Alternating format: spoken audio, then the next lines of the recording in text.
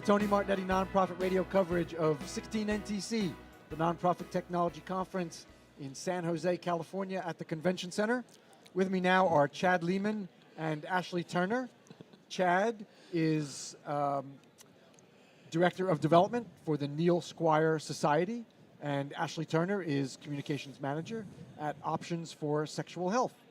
Chad, Ashleigh, welcome. Thanks, Tony. Pleasure to have you with us. It's unison. Wonderful. Oh, my God. We're in sync. So coordinated, yes. Your session topic is Here, There, and Everywhere, Distance Volunteer Training. Ashleigh, do we need to get our mindset first, just being willing to recognize that there's value in doing training for volunteers that is not face-to-face? We just have to get our minds right first? Is that it? Do you think? I think we do have to adjust to it a little bit. It's definitely not picking up a manual and reading it anymore. It's definitely much more involved, but it also gives us the ability to do a lot of different things and meet a lot of different learning styles. Yes, learning styles. Chad, let's say something about how do we know what different styles are out there among our volunteers?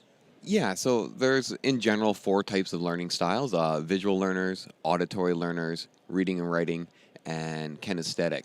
The truth is we all learn a variety of ways, but some people have preferences in how they prefer to learn or they learn best. So providing things through multiple modalities can help people learn, retain better. And so doing that via distance actually has some benefits because you can use some technology to like show video or play audio or have pictures as opposed to sometimes just like a face-to-face, someone standing in front of you in a room. Okay, how dispersed are your volunteers at the Neil Squire Society?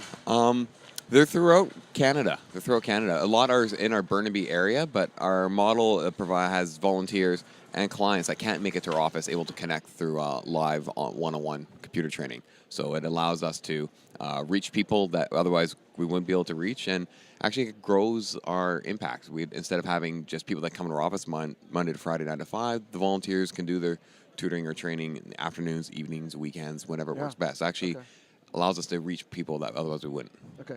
Ashleigh, Options for Sexual Health. Are you Canadian also? We are, yes. Okay. And are you equally dispersed? Or We're not all across Canada. We're just in British Columbia. And we have 60 clinics that operate throughout British Columbia, and we have volunteers at about 49 of those clinics. So we definitely do have a lot of geographic reach. Okay. And in terms of our volunteer training, is this, we're doing this virtually ongoing? This is not just initial training, but is there a need for continued training as the person goes through the life cycle of being a volunteer? Yeah, Ashleigh? Yeah. Yeah, absolutely. So right now what we've done is we have the online training that kind of sets our level 1 volunteers up to be level 2 volunteers. And after they've done the level 2 volunteer training, then what they can do to continue their own education is participate in our webinars and our clinical webinars, as well as repeat the training in the future if they want to continue their education. Okay. What distinguishes the different levels? Yeah, what kinds of great activities? question. Yeah. So for us, in our clinical setting, level 1 volunteers do a lot of admin work. So they're the backbone of the clinic. They're supporting the clinic. They're providing any attention and support that our staff need. Our level 2 volunteers are providing contraceptive education training. So they volunteer around the contraception with the clients that come in. So they're providing the education for our clients. And with that, the training that we give them allows them to sit with the clients, provide the information, educate them. Okay. How about Neil Squire? What are volunteers doing there?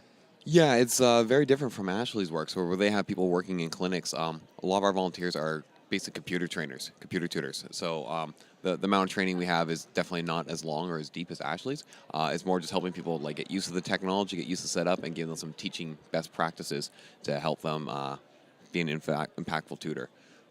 Okay, all around IT, technical learning? Yeah. So it's really driven by what the person with the disability wishes to learn. So perhaps they want to learn how to use like Office or Word or Excel, and that's great. Maybe they want to learn how to use Facebook to see what their kids are up to, or Snapchat or whatever, right? So it's really driven by like what their needs and their goals are. And then the tutor, because it is one-on-one, they work with them at their own pace. They can see the screen from their screen, connect with them, and we'll help them meet and work on their goals.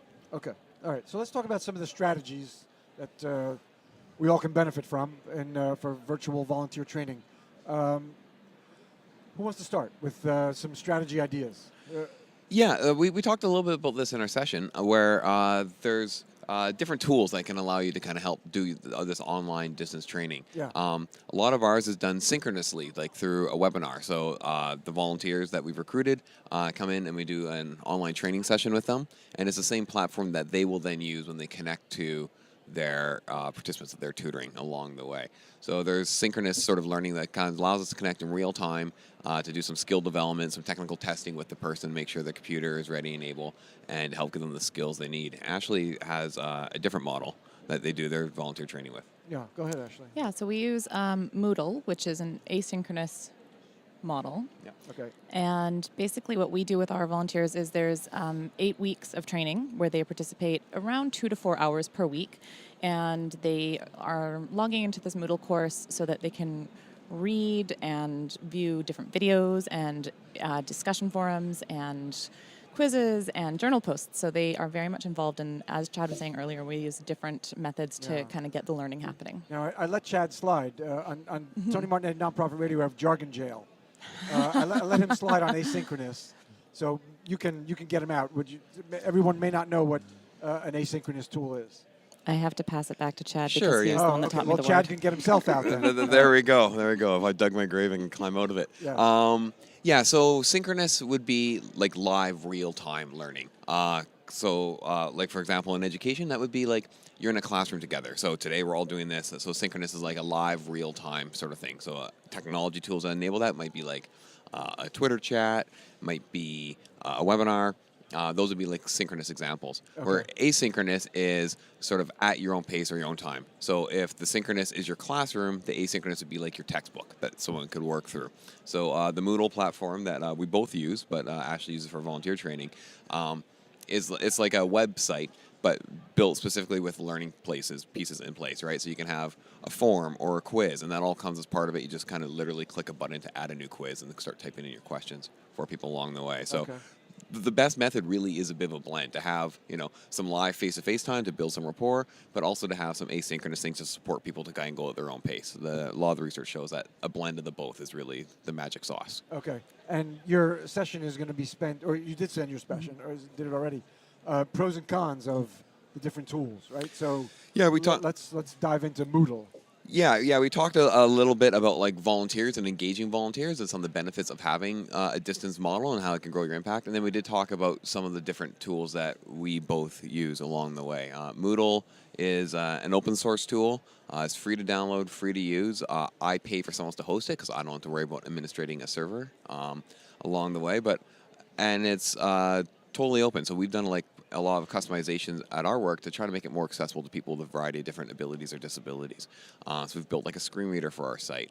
We built a custom YouTube player to allow it to be easier for someone that has low vision to actually control the playback of the video. So we've done a lot of work trying to customize it to make it as simple and easy as possible for people to use. And that's the beautiful thing with open source is you kind of you can tinker and play and adapt to meet your own personal needs. Okay. Ashleigh, what would you like to add about Moodle? Yeah, one of the cons that we've been experiencing lately is we are using an old version of Moodle. One of the cons, you said. One of the cons is that we are using an old version, so we are having some things that are starting to not work the way we want them to. So, I mean, that the pros of open source is that they're amazing and you can customize them and you can make them do the things you want them to do. But unless you have someone who is an expert on site, upgrading them to the new version when the new version comes out can be a real challenge. Now, is that a cost reason? Is that why you're using an older version? Cost and time. I would say the two kind of go hand in hand, non-profit a lot of the time. Yeah. But absolutely, it's a cost issue. It would cost time and money to get up to where we want it to be. So. Okay. Yeah. Okay. Anything more about Moodle that we should share with listeners? Want to give them the full info? Just like if someone is looking at building a learning platform, I would say give it a shot. It's used by over like 800,000 universities worldwide. The Open University in the UK uses it, and it supports over 1 million people connecting to it on a daily basis. So it's super robust. Some people have this misconception that, it's open source software, it's going to be flaky. It's like Rockstar. It's like super well supported by the community. Their head offices are in Australia, but there's a number of Moodle connection sort of communities around there that you can support you along the way. Australia. I don't know. I don't know about no. Perth and the world. No. I love Australia. One other. I do. I love Australia. I haven't visited, but I do love. No, that was just a stupid comment. Okay. So have we exhausted Moodle? Anything more we want to share about One Moodle? quick thing to add No, is go ahead. that our volunteers, regardless of kind of how tech savvy they are, they do, for the most part, find Moodle quite easy to navigate and quite easy to understand. We do have to give them a little bit of setup and support in getting used to it, but once they're logged on, the majority of them do find it quite easy to Cool. use. So the interface is good, even Yeah. for low tech sophistication. Absolutely. Yes. Yeah. Okay. All right. Another one we were gonna talk to. Oh, GoToMeeting. You're both using or No, I'm using another tool called Blackboard Collaborate, and it's a webinar tool, very similar. I mean, a lot of these webinar I tools. wanted to talk about GoToMeeting. Oh well, You're taking over the show. I'm sorry. Go ahead. Go ahead. Do yours. No. All right. What's the name of it again? I just missed it so quickly. I threw a curveball again. Well, go ahead. The tool that I'm using is called Blackboard Collaborate. Okay. One of the reasons why we went with that tool is because its primary market is education in the United States. Education in the United States is like super well regulated around accessibility. So a lot of the accessibility features that some of our users would need are there in that platform compared to some of the others that are on the market at the time when we chose that as our tool. I'm sure things have evolved in the last few years. And the other thing that with our Blackboard Collaborate license is I can kind of set up infinite webinar rooms that can happen synchronously. So I have, an online career program that people in BC might be doing, and then I can have 4 or 5 different webinar rooms where people are doing one-on-one volunteer training, and then a wellness program can be going on in the eastern side of the country. So it allows me to kind of have one interface where I can manage all these different rooms and tools, and it works. And it works really well, and it's Java based, so it works across platform. Okay. Is that open source also? No, it's not open source. Okay. No. Okay. No, the open source sort of equivalent that is we're going to take a serious look at coming up is called Big Blue Button. So it's again a webinar tool, but it is open source, and we're starting to investigate that in an attempt to kind of drive down costs. Now, Ashleigh, you are not using the Blackboard Collaborative? No, we're not. We're actually not using anything for our volunteers currently. We are using GoToWebinar as something that our clinical department is utilizing for education purposes. And our volunteers do get to access those webinars, as I mentioned, but we're not using it as a part of our training right now. Not as a training tool? No, not yet. Okay. What other tools were you did you evaluate? When we looked at Blackboard Collaborate, we looked at about 5 or 6 other ones along the way. A lot of the webinar tools were Flash-based, use Flash, which for people with disabilities, especially the vision disabilities that use a screen reader, Flash can be a real problem. Some Flash is accessible, but a lot of them, they just get like this, there is an applet here, and they have no ability to control, click the buttons, know what's going on at all. So for us, that really narrowed the scope quite quickly. When that was something the tools are really not accessible to a portion of our users. Okay. Why don't you just name? Can you name a couple of them that you evaluate? Because others, others may not have the disability population that you have. Yeah. One of the ones that we looked at was Adobe Connect. Of course, Adobe Flash-based, like not a big surprise there. We did look at the GoToWebinar or meeting, but I didn't kind of have that back-end ability to manage a bunch of different rooms and set it up. Trying to think what else. We did look at Big Blue Button when we chose Blackboard Collaborate, but it was very new at the time. Like, it wasn't polished. It was missing certain features at that time that have come along since then. I don't know. I did try to do some Google Plus Hangouts that can duct tape some Skype sessions together, sort of thing. But I didn't have the sort of a min in the back end. Though one of the kind of quality control things that we have with the Blackboard Collaborate is all the webinar sessions we have set for our one-on-one tutoring to record. So if ever there is a complaint like, hey, he was offensive to me or he wrecked something or blah, blah, blah, we can actually look at the recording. Yeah. And for the participant, too, is great because they can go back, they can watch that archive. So if they showed him how to get my pictures off my phone and what did I do, what am I missing, they can actually watch that recording of class so that learning material stays with them going forward. Ashleigh, you're nodding a lot. The recording is important. We don't actually do that. I'm just nodding because I think Chad's system is awesome. I think it's a really great opportunity for learning. So I'm jealous. I'm just sitting over here being jealous of that system. Yeah. Okay. What else? You had a 90-minute session. What else have I not asked you about that Ashleigh, any more tools that we haven't talked about? No? Okay. Well, If you were going to do like a one-to-one sort of tutoring, again, the reason why I chose the webinar thing is that it fits of multiple different learning programs that we have at my organization. But if you were just going to do a one-to-one tutoring, I think you could go with a Skype sort of thing. Another great tool is Team Viewer. It's super low cost. It works like on your phone to connect or whatever, so you can connect to someone's computer pretty easily through that. So that's another tool that sometimes uses back end support and kind of get things set up, because I can send someone a link or they can click instantly. I can see their desktop and screen. It allows me to like fix their audio settings or run some spyware tools or whatever. Like try to get the computer so it's healthy enough to learn. Team Viewer. Team Viewer. Team Okay. Viewer. Yeah. Okay. Yeah. Okay. We got a couple more minutes together. What else? What else have I not asked you about that you want to share around this whole idea of volunteer training? Virtual volunteer training. What else we got to cover? I think I might have mentioned this a little bit, but just to expand on it, one of the real awarenesses I had when I was preparing our presentation was I was thinking about we did a program evaluation in 2015, and one of the things that came out of that is that a lot of our volunteers have said it would be really great to have a level 1 training similar to the level 2 training. And there's no specific training for level 1s. And I went, well, no, there actually is. It's just in a manual that you're not using. And it really spoke to the fact that when we have such a distance between us and when we have different sites and different locations and different staff members that are working with the volunteers, in order to have consistency, having the online training is a real key piece of the puzzle for us. Like having the ability to have everything connected, everybody connected to the same piece at the same time, really gives the opportunity for the volunteers to be on the same page no matter where they're located. Yeah. Chad, this idea of connectedness?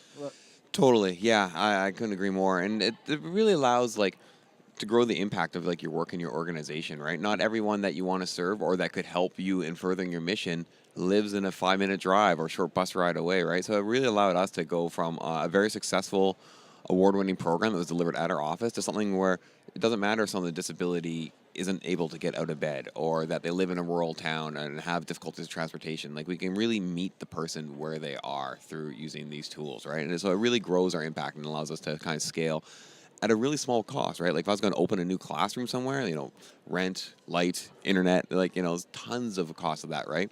Or for me to deliver, connect to someone's computer at home is, just the price of my webinar tool, and it doesn't cost me more to add another webinar room, right? So it really allows us to scale our impact at minimal to no additional cost. Yeah.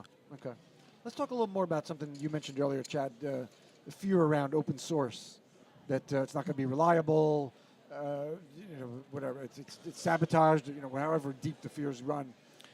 Can we allay some of these concerns? Yeah, I'm hoping that's been put to rest, because pretty much every web server runs on a Linux background with Apache, both open source tools.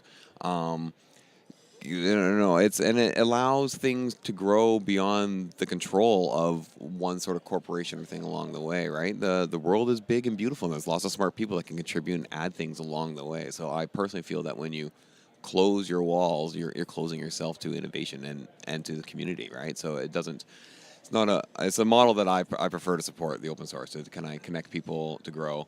And there's created this huge culture, around Moodle.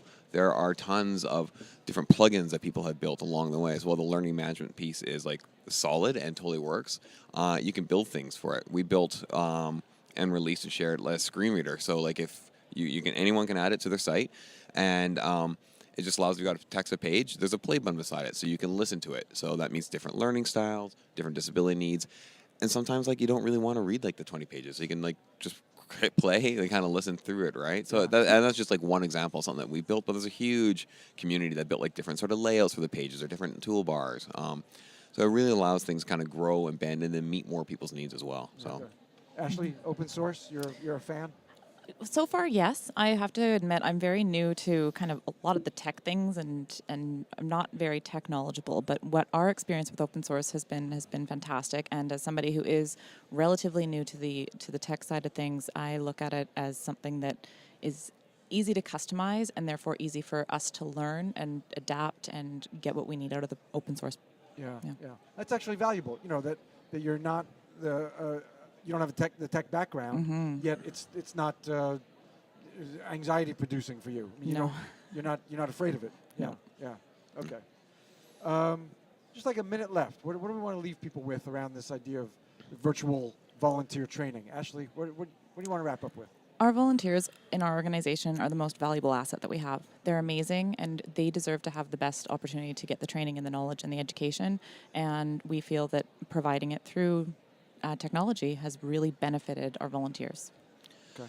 Yeah, I would say in doing some things online, you can actually do things that you totally couldn't do like in a classroom, like having the polling on there, or having that sort of recording and playback, having options to kind of share screens or to around websites.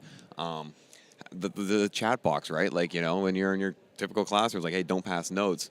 That's totally flipped in a webinar. Like, there's a chat box, and I encourage people like to share or comment and how they feel comfortable, right? Maybe someone doesn't feel comfortable like having their voice heard, but to type a message feels safer for them for whatever reason, or like a lower barrier to entry. So a lot of people think that, when you start introducing technology and going at a greater distance, that you're losing something. But I think you're also gaining a lot along the way, and it opens a lot of possibilities. Yeah. Chad, just tell me, what do you love about the work that you're doing? I'll give you the short version, but when I was going to university for computer science, it came apparent to me pretty quick that I was never going to be the smartest nerd in the room at all. So I had the opportunity to do like a summer internship at the Neil Squire Society, and that really resonated with me, where I had the opportunity to use technology to kind of help people along the way. And I've had lots of amazing opportunities kind of to do that in other settings. I'm on a couple of different boards now that how technology can help in education. Yeah. I help run a local group in Vancouver that helps nonprofits use technology. So how technology can help people and change lives is like a really sweet spot for me to kind of use that nerdy part of my brain. I don't want to be a coder in a cubicle for the rest of my life, but helping people and helping their lives through technologies resonates a lot. Ashleigh, what do you love about your work? I started as a volunteer with the organization. I fell in love with the organization and with our mission and our vision, and just want to keep working towards making sexual health accessible to everybody in BC. And our volunteers are such a crucial part of that I'm glad to support them in any way that I can. All right. You're both making a big difference. Thank you. You're part of it, right? You're in it every day. Love it. Thanks for your time, Tony. Oh, Appreciate my it. pleasure. Thank you. Chad Leaman, Director of Development at the Neil Squire Society, and Ashleigh Turner, Communications Manager at Options for Sexual Health. Thank you so both very much. Oh, love it. Thank you. Tony Martignetti, Nonprofit Radio coverage of 2016 Nonprofit Technology Conference. Thank you so much for being with us.